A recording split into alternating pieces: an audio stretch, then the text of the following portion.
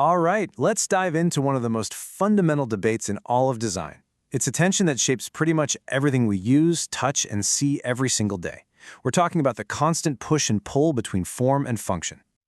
So let me just ask you, what actually makes a design good?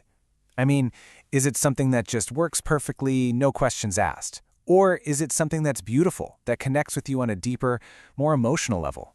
That's really the heart of the question we're getting into today.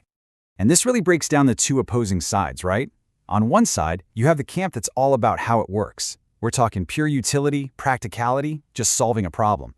And then on the other side, you've got how it looks and feels. This is all about beauty, emotion, the whole experience. For, decades, designers have been fighting over which one of these is the most important.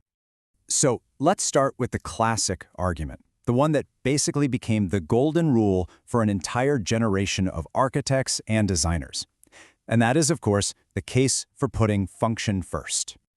And it all comes down to this one iconic phrase: form ever follows function. This was coined by the American architect Louis Sullivan. You might know him as the father of skyscrapers. And this one simple idea, well, it kicked off a whole design revolution. It literally became the cornerstone of the modernist movement.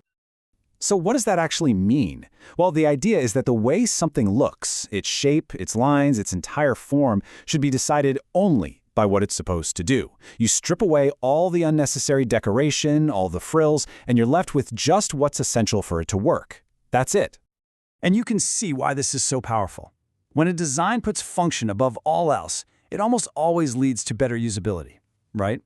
It's more efficient, so you can get things done faster. It's more effective, meaning you can reach your goals without making mistakes, and that, in the end, just makes for a way more satisfying, frustration-free experience. A perfect real-world example of this is the classic Aeron chair.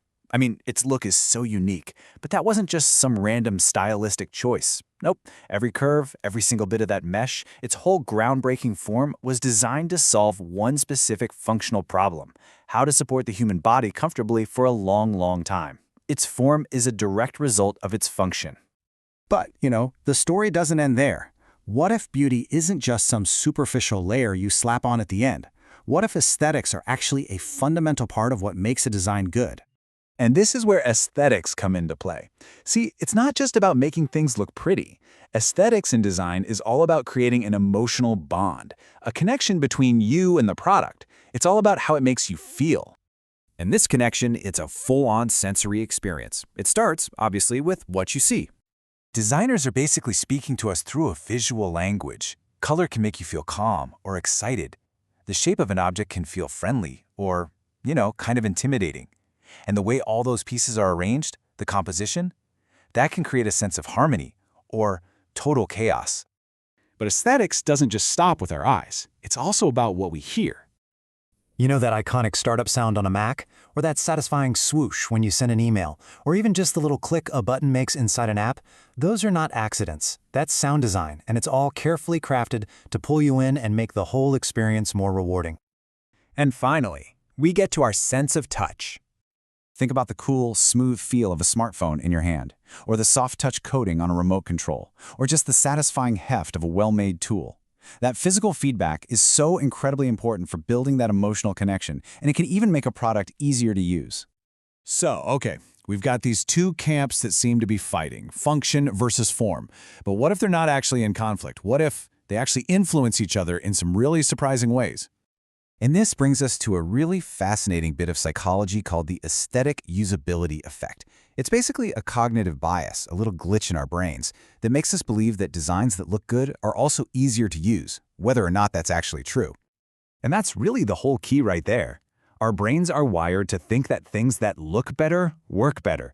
It's crazy, but it's true. We're way more forgiving of little problems and a beautiful design, and we're more willing to try and figure it out. Beauty literally makes us think things are easier to use. And this quote from the designer Philippe Starck just nails this idea perfectly. He's talking about his famous Juicy Salif lemon squeezer, which is, let's be honest, beautiful but famously terrible at actually squeezing lemons. But its main function isn't just utility. Its amazing form gives it an emotional function as a piece of art, a sculpture, something that gets people talking. In this case, the beauty is the purpose. So after looking at both sides of this big debate, where does that leave us? Well, it turns out this whole thing isn't really a battle between two enemies. It's much more like a partnership. The single most important thing to take away from all of this is that the whole debate between form and function, it's a false choice. You don't have to pick a side. In fact, the absolute best, most successful designs are the ones that refuse to choose. The very best design is a balancing act. It always starts by solving a real problem. That's the function. Then it creates that emotional connection through aesthetics. And when those two things are working together, they enhance the entire experience, and that's how you get incredible usability. So, in the end, the best designs don't choose one or the other, they fuse them together. The beautiful form makes the function a joy to use, and that solid function gives the beautiful form a real reason to exist. They really are just two sides of the same coin. So, I'll leave you with this question. Look around you right now and pick up your favorite object. It could be your phone, your watch, even your favorite coffee mug. Take a really close look at it and ask yourself, how did its designer strike that perfect, delicate balance between how it works and how it makes you feel?